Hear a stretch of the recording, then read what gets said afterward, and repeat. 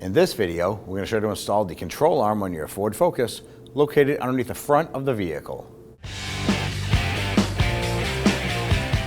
Using our 19mm socket, we're going to loosen and remove the lug nuts.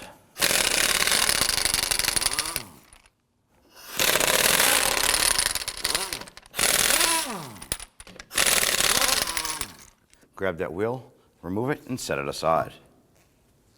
Let's go ahead and use a 32mm socket, loosen and remove the axle nut.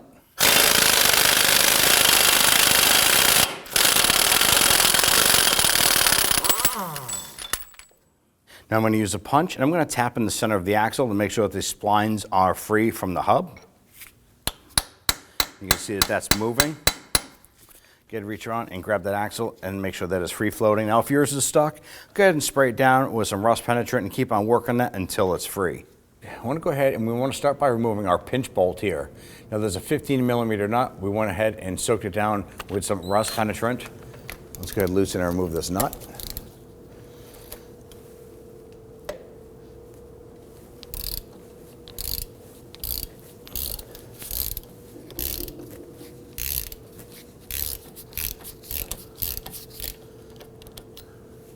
Now I'm going to use my hammer. I'm going to strike the ball joint and try and pop it up and in.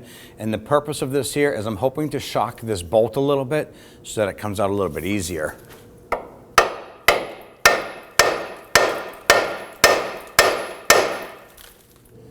Now at this point here, we want to go ahead and remove our brake caliper. We're going to use our 14mm socket to loosen and remove the two bolts, this one here and this one here, in order to swing this out of the way. Now the reason why I want to do that is that we need to go ahead and access the pinch bolt right here. And the amount of clearance here, you can't really get the socket in there with your ratchet without it hitting the caliper.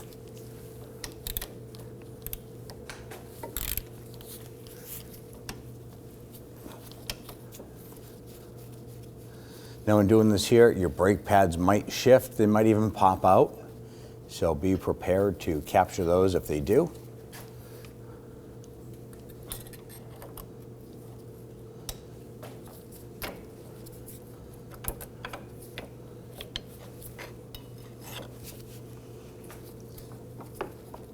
Good, swing that over, set that up on top.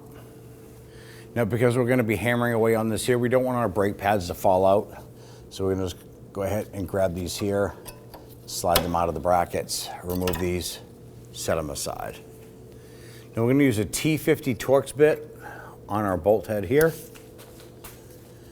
And we want to go ahead and try and spin this here. And it doesn't want to come out. And we don't want to strip that. So what we're going to work on is continue to spray this down, and we're probably going to use our impact hammer on the other side of the bolt to drive this through.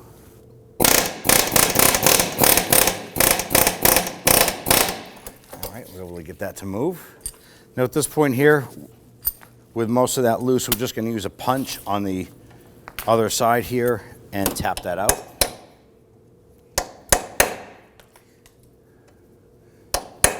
Now we're doing this instead of hitting the end here because we don't want to damage this bolt. We're going to be reusing this bolt. So if you hit it in the center here, you're not going to damage those threads.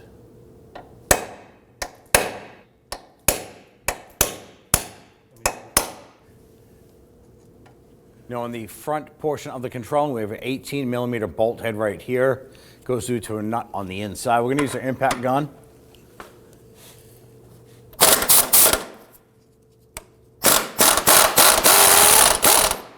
Now our bolt is spinning itself as well as the nut on the inside. We're going to use a 21mm box wrench.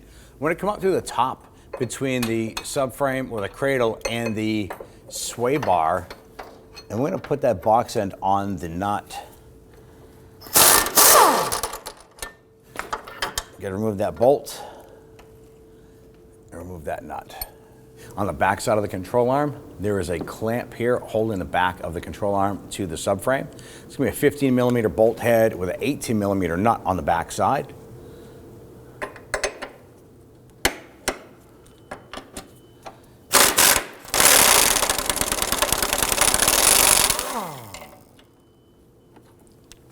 The inside bolt is an 18mm with a 21mm nut on the other side.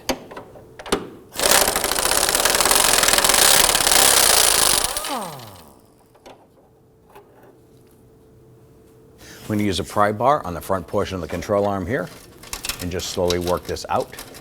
I'm going to work that axle out a little bit here as well.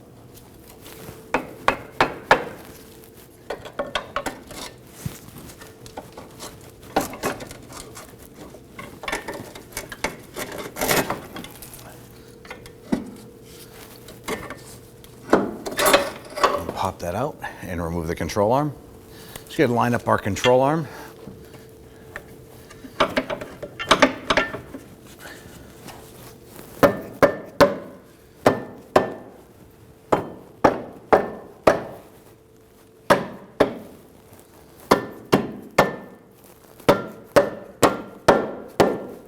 So what we want to do is get the forward bolt in first.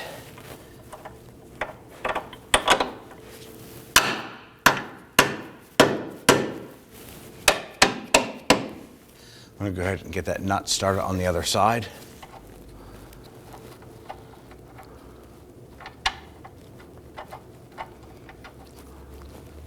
All right, once we get that started, let's go ahead and move to the back portion here. And use our mallet. Go ahead and get that bolt in there. Get the nut started. On the back side, go ahead and put that bolt up. And get that nut started on that bolt. Just thread it down as far as you can.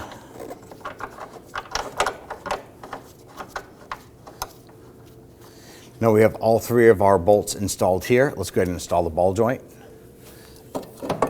Pop off the protective cap. Now the ball joint itself should probably be shifted over a little bit. Sometimes using a wrench, you can just kind of little leverage on there. What we want to tilt it inward a little bit. That's our goal here, is tilt that in a little bit. That way there it's going to fit into the knuckle a little bit better. Before we set that in place, let's go ahead and install our shield.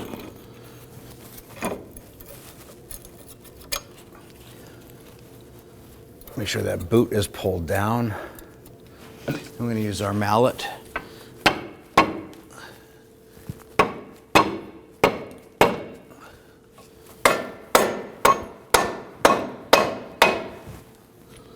Going to install that pinch bolt. Get that nut started on the other side.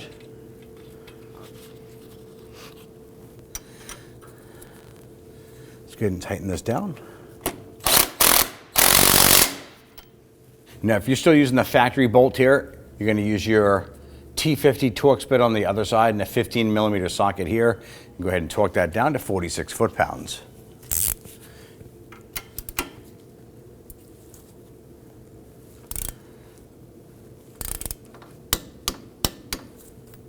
Now at this point, what we're going to do is we're going to go ahead and compress our suspension to what we call a neutral ride height. And that means when we have the wheel on the vehicle and it's under its own body weight, it compresses the suspension to a neutral ride height. We're going to use our jack to mimic that. So I'm going to go ahead and jack this up to the point where it just starts to come off of our lift. That means that our suspension will be completely compressed. Then we can go ahead and tighten and torque our control arm bushings.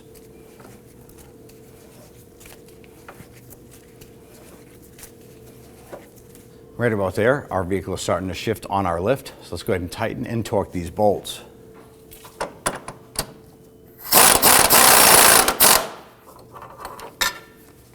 Let's tighten up our rear inward bolt.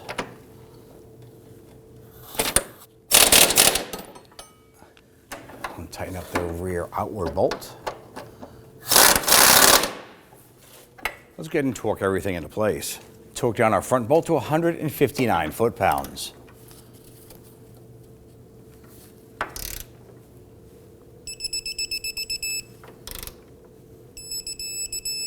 Going to tighten down the large inward bolt to 118 foot-pounds.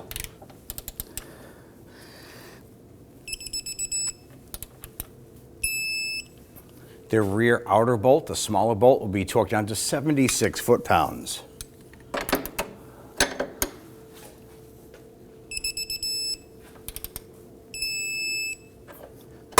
With everything torqued into position, we can now go ahead and remove our jack.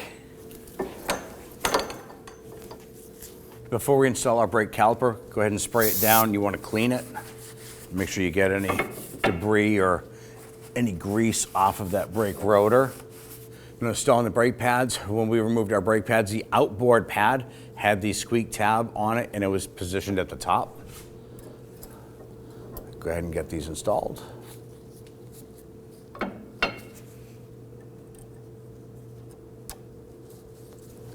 Once you have those in place, go ahead and grab your brake caliper,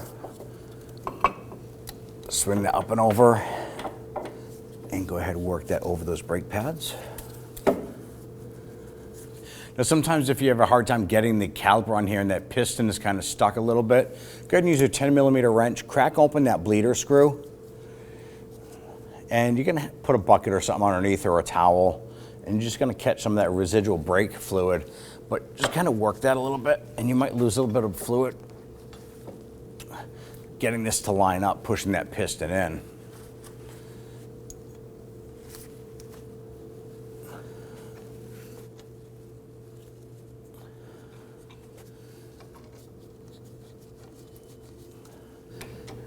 All right, just gently snug these down.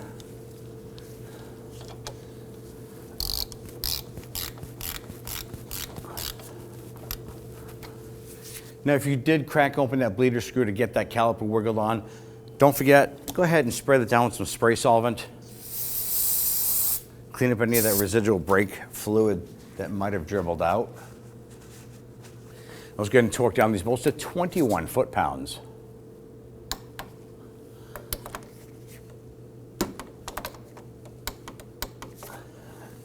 Now at this point here, we're going to go ahead and install that axle nut. Install the axle nut. And let's go ahead and run that down.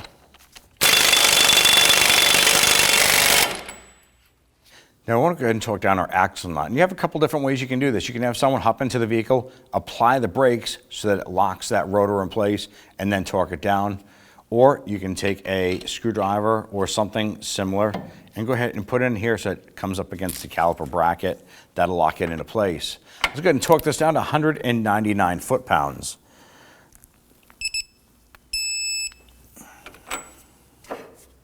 Now that we have everything torqued into position, go ahead and repeat this process for the other side. Install your wheels, bring it down to your local alignment shop, and then take it for a road test. Grab the wheel, good, line up the wheel studs. Let's go ahead and install the lug nuts. Ideally, you want to get all these started by hand first. Then we'll go ahead and snug them down.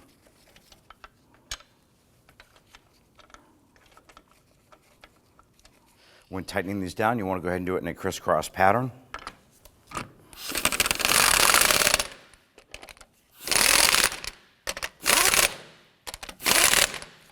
Now let's go ahead and torque down our lug nuts to 94 foot-pounds.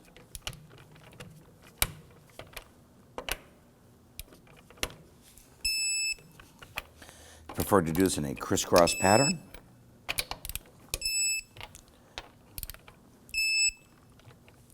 And you're all set.